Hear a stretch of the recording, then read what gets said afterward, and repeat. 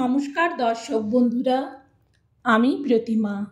Cooking with প্রতিমা চ্যানেলে তোমাদের সবাইকে আবারও একবার আন্তরিকভাবে সুস্বাগতম। আশা করি তোমরা সবাই ভালো আছো, সুস্থ আছো। আমিও তোমাদের মতো বন্ধু পেয়ে বেশ ভালো আছি। আজকে আমি তোমাদেরকে খুবই মজাদার একটা হেলদি এবং টেস্টি রেসিপি শেয়ার করব। এত সুন্দর মজাদার লাগে খেতে, যখন গরম গরম তোমরা বানাবে তখন তোমরাও বুঝতে পারবে। চলো রেসিপিটা শুরু করে দিই। দেখো, আমি এখানে ছোট বাটির 1 বাটি গোটা বিউলির ডাল নিয়েছি। এই ডালটা দিয়েই বানাবো আজকের টেস্টি রেসিপিটা। তার জন্যে ডালটা আমি এখন ভিজিয়ে দেবো। এটা ঘন্টা 2-1 জন্যে ভিজিয়ে দিতে হবে। একটা বড় জায়গার মধ্যে ঢেলে দিলাম, তারপর ওতে বেশ খানিকটা জল দিয়ে দেবো। এই ডালটা ভিজিয়ে রেখে আমি অন্যান্য কাজগুলো রেডি করে নেব। ছোট বাটির 1 বাটি ভিজালাম, এটা কিন্তু যখন ফুলে যাবে পুরো অনেকটাই হয়ে যাবে। দেখো, পুরো একদম ফুলে গেছে, বাটিটা ভর্তি হয়ে গেছে। চলো এবার এটা পরিষ্কার করে আমি ধুয়ে নিই।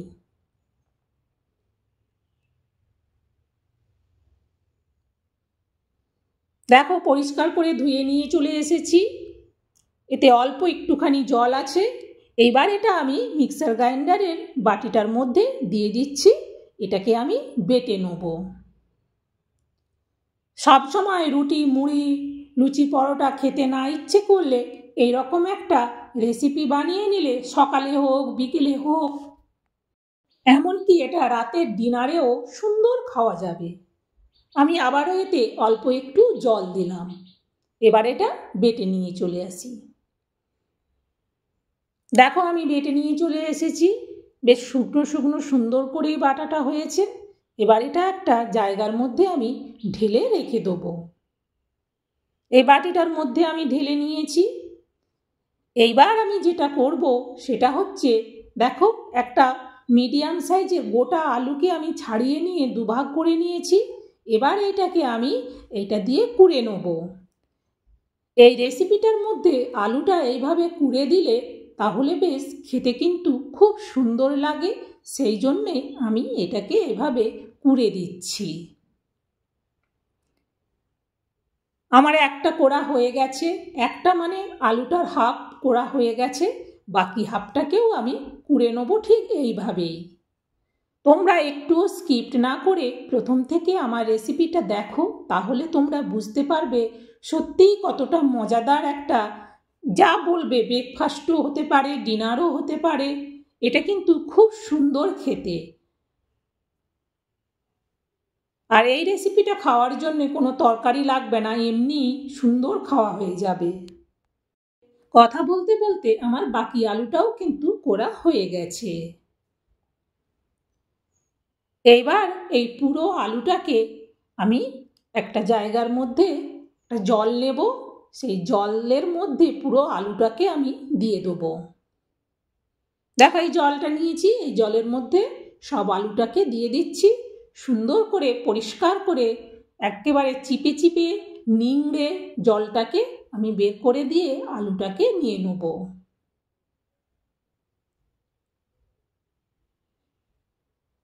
এইভাবে পুরো আলুটা প্রথমে তুলে নিতে হবে।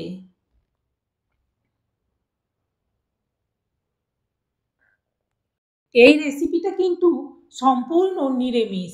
এতে কোনো আমিষের আমি কোনো কিছুই দেব না। দেখো এতে আমি আর কি কি দিই।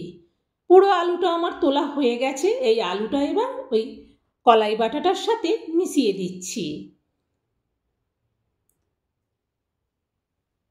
যেহেতু এটা সম্পূর্ণ নিরামিষ, তাই যে কোনো দিন এটা বানিয়ে খেতে পারবে। এরপর এতে দিয়ে দিচ্ছি পরিমাণ মতো লবণ। আর দেখো, আমি এখানে একটা বেশ বড় সাইজের গাজরকে এভাবে ঝিরিঝিরি করে কেটে নিয়েছি। গাজরটাকে আমি ঝিরিঝিরি করে কেটে ওর মধ্যে দিয়ে দিলাম। আর দিচ্ছি 1 চামচ ধনে আর জিরে মেশানো গুঁড়ো করা। আর দিচ্ছি কিছুটা কাঁচা লঙ্কার কুচি। এরপর এতে দেবো বেশ কিছুটা কারি পাতা। কারি পাতাটা কিন্তু এতে দিতে হয়, তাহলে বেশ সুন্দর সেন্ট হয় এবং খেতেও খুব ভালো লাগে। এরপর এতে দিচ্ছি কিছুটা ধনেপাতা। এরপর এটাকে আমি হাত দিয়ে সুন্দর করে মাখাবো। ঠিক আমি যেভাবে আলুটাকে কুড়ে দিলাম ওইভাবে আলুটাকে কুড়ে দেবে, আর গাজরটাকে এইভাবে বড় বড় ঠিক নয়, ঝিরিঝিরি করে আমি কেটে নিয়েছি, ওইভাবে কেটে নিতে হবে। দেখো এটা বেশ মাখা মাখা হয়ে গেছে। এরপর আমি এতে দেবো ছোট বাটির 1 বাটি সুজি। আর কলাইটা বাটতে গিয়ে যদি তোমাদের একটু পাতলা বাটা হয়ে যায় তাহলে সুজিটা আরেকটু বেশি দিয়ে দিও। আমার যেহেতু কলাই বাটাটা বেশ সুন্দর শুকনো ছিল তাই আমার এখানে ছোট বাটির 1 বাটিতেই হয়ে গেছে। আর আমি দিয়ে দিলাম চা চামচের 1 চামচ গোটা জিরে। এরপর দিয়ে দিচ্ছি চা চামচের 1 চামচ কালো জিরে। দেওয়ার পর সুন্দর করে মিশিয়ে নিয়েছি। এবার এটা পুরো রেডি। কিছুক্ষণ আমি রেখে দেবো 5 মিনিটের জন্য। মিনিট 5 বাদে এসে ঢাকনাটা খুলে দেখে নিচ্ছি, বেশ জিনিসটা সুন্দর হয়ে বেশ বসে গেছে। এবার দেখো আমি একটা কড়া বসিয়েছি, কড়াতে দিয়ে দিচ্ছি তেল।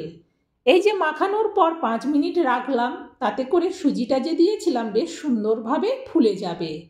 তারপর দেখো বেশ হাতে করে আমি তুলে বড় বড় সাইজের একটু চাপটা করে দিয়ে দিলাম, যাতে 2 দিক সুন্দর করে এটা ভাজা হয়। কড়াতে প্রথমে যতগুলো ধরবে ঠিক ততগুলো করেই একবারে দেবো। এর থেকে বেশি দিলে তখন আমি উল্টাতে পারবো না, তাই আমি প্রথমে 4 পিস করে দিচ্ছি।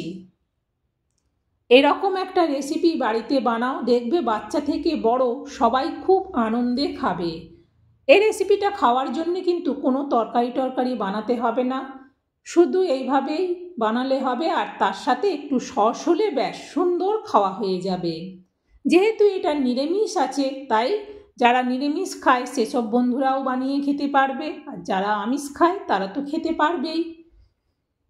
আমার এক সাইড হয়ে গিয়েছিল বড়াগুলোর, তাই আমি উল্টে দিচ্ছি। এরকম একটা নাস্তা পেলে বাচ্চারা কিন্তু খুব খুব খুশি হবে। বাচ্চা বড় এটা সবাইয়েরই খুব খেতে ভালো লাগে, তাই বন্ধুরা অবশ্যই এটা বানিও। আর যে সমস্ত নতুন বন্ধুরা আজকে দেখছো আমার এই ছোট্ট পরিবারে এসে আমার এই রেসিপি, যদি আমার রেসিপি আরও দেখতে চাও তাহলে আমার এই ছোট্ট পরিবারের বন্ধু হয়ে আমার পাশে থেকো। আর সব বন্ধুদেরকে বলবো লাইক দিও, কমেন্ট করতে ভুলো না। দেখো তোমাদের সাথে কথা বলতে বলতে কিন্তু আমার সব ভাজা হয়ে গেছে। চলো আমি এবারে তুলে নিয়ে তোমাদেরকে দেখাচ্ছি। দেখো আমি 1 থালা ভর্তি করে ভেজে নিয়েছি। এটা এতটাই সুন্দর লাগে খেতে, যার দরকার হবে হয়তো 3টে খাওয়ার সে কিন্তু 5টা খেয়ে ফেলবে। দেখো আমি সস দিয়ে দিলাম, তার উপরে কিছুটা ধনেপাতা দিয়ে দিচ্ছি। এইভাবে সস আর ধনেপাতা দিয়ে খেতে এটা ভারী চমৎকার লাগে। তাহলে আমি এটা তোমাদেরকে দেখালাম, তোমরা এবার তোমার বন্ধুবান্ধব আত্মীয়দেরকে শেয়ার করে দিও, যাতে তারাও এইভাবে বিউলির ডাল দিয়ে রেসিপি বানিয়ে খেতে পারে। সব সময় রুটি মুড়ি লুচি খেতে কারোরই ভালো লাগে না, এরকম নতুন টিফিন পেলে সবাই খুশি হবে।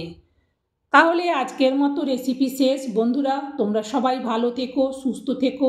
আবার পরের রেসিপিতে তোমাদের সাথে দেখা হবে। আজকের মতো টাটা।